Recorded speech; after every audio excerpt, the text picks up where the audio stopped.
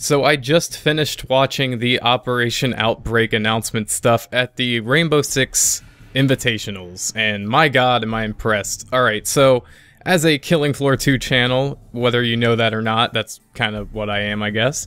I was thinking the whole time watching this, Tripwire Interactive better be taking some notes about what they should do for their objective mode if they ever do decide to add it to the game, because Rainbow Six is pretty much doing it right.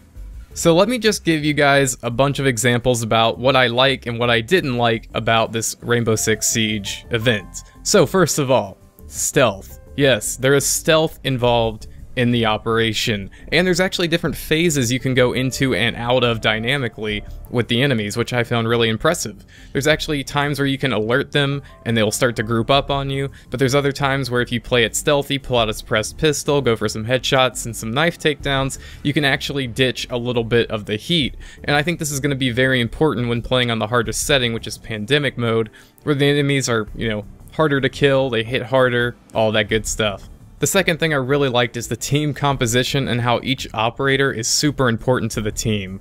You only have 3 operators, which I can see as kind of a downside, but each of the 3 is very important, and because there's only 3 of you, it makes each one of your jobs all that more important. You have Doc to resuscitate people, you have the new operator that can give everyone like a dynamic health bonus buff thing on the go. I keep forgetting her name, but she's awesome. You also have operators like Tachanka, of course, who are going to mow everything down with their LMG.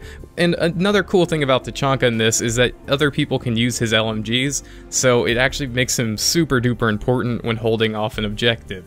And you can also bring Ying along for the fun. She has her candelas, which release flashbangs everywhere, and apparently flashbangs and smokes have different effects on these different enemy types. So I'm really curious to see how that all plays out. Speaking of enemy types, we have 5 of them. Of course, you have your grunt kind of enemies that aren't super great until you alert them, that is. You have the breacher enemies that can hold on to walls and breach them, or get up close to you, give you a nice little cuddle, and blow up. You have the rooter enemies that can kind of hold you down in place while they, kill you. Then you have this creature that kind of reminds me of the tank from Left 4 Dead mixed with the flesh pound from Killing Floor. He's a big one. He can only be shot in the back to be taken down, and he can destroy pretty much everything in his path, including you. And then finally, we have the Apex, which is sort of like a commander unit. He can spawn in enemies that are even tougher than the normal kinds around you, as well as, hit you with like echo shock waves and things that will blind your vision, so that's going to be real delightful to take down. Another cool thing about the enemies is on the harder settings, you get 2 different types of these like special enemy types, the last 3 I mentioned, the heavy hitters. So if you're on a harder setting, you have to go up against not just 1, but possibly 2 of them, and 2 of them that might not be exactly super friendly to you in a complementary manner. For example, you could be, hit with the Apex, be completely stuck by the rooter at the same time, and then just have to deal with all those buffed up enemies hitting you while you can't move. Another really awesome point to this Outbreak thing is we have 3 huge maps being added to the game. Just the first phase of the hospital map in Outbreak is about, I don't know, 30 times bigger than the house map in Rainbow Six Siege, so that's incredible. And across these 3 very, very nice looking maps, might I just say, the atmosphere in them is incredible. The lighting, everything, it's just perfect. But across these 3 large maps, you have a nice little story going on that's all about this outbreak of this parasite. We don't know if it's aliens or what the hell it is, but I guess we're gonna find out coming soon. And we have cutscenes that actually flesh out our characters a little bit more from Siege that we thought we knew very well, but now we're going to get even more information on them and kind of what their personality type is like, especially under a stressful circumstance. So if you're anything into this Rainbow Six lore, you might find this entire thing really awesome, even if you don't find the gameplay awesome, which I don't know how you wouldn't because it looks amazing. And lastly, across the 3 large maps, we have multiple fighting phases, whether you're infiltrating, or exfiltrating, or planting bombs, or defending a hostage location, or extracting a hostage location. Everything.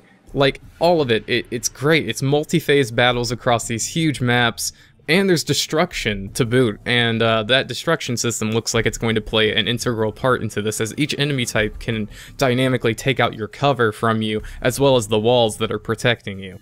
All of this is amazing, and it leads me to one thing that I don't like, and that is that for some reason they think this should be an event that only lasts for 4 weeks and then is gone. Now, I have a feeling that they're going to bring it back by popular demand already. It looks like a ton of fun, and I can see why they want to make it limited time for a little bit just to kind of incentivize everyone to come play it, but at the same time, making something this incredible and this amazing for only 4 weeks and then taking it away just kind of feels wrong. And like I said, I feel like it'll come back, but if it doesn't, I would be extremely disappointed.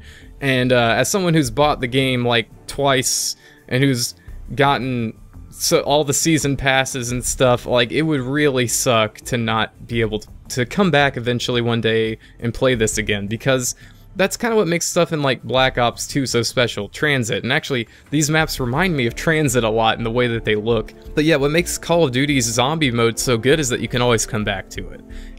You always have it there to play when you're getting bored of playing multiplayer and the other, campaign modes. You always have zombies there to fall back on to play some co-op with your friends on.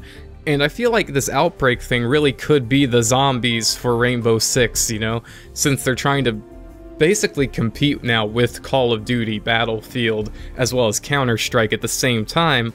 It just makes sense to have this extra co-op mode to keep people coming back to. So yeah, that's my opinions on Rainbow Six Siege Outbreak. Let me know what you guys think about it in the comments, whether you're impressed, whether you think meh, and just some personal notes real quick before we end the video. As a fan of all the older Rainbow Six games, I am a bit disappointed with how they've handled the terrorist hunt mode, as well as the campaign only being portrayed in scenarios. I think the last mission of the campaign is really cool, and I won't spoil it for you in case you haven't gotten to it, but it's worth playing all of these situations to get to. So it's kind of a bummer to see that this thing is taking over what could have possibly been a really deeper and more fleshed out terrorist hunt difficulty, or mode, rather.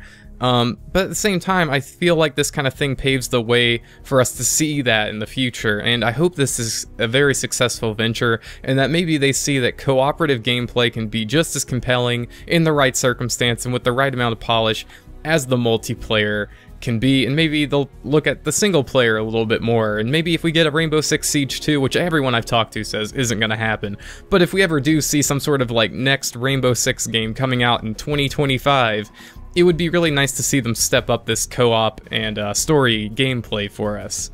So those are my thoughts. Thank you so much for watching. I'll see you guys in the next video. If you're new here, feel free to subscribe to the channel. My name is AFarCryAway. It's been a joy talking with you guys today. I'll see you guys in the next video. Peace out.